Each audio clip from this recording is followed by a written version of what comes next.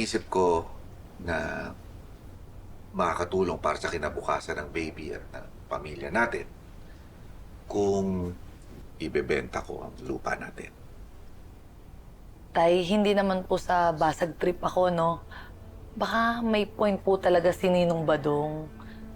Baka tama po talaga siya, no? Na hindi natin dapat basta-basta ibenta yung lupa. Pero anak, makakatulong sa atin yung pera. At saka yung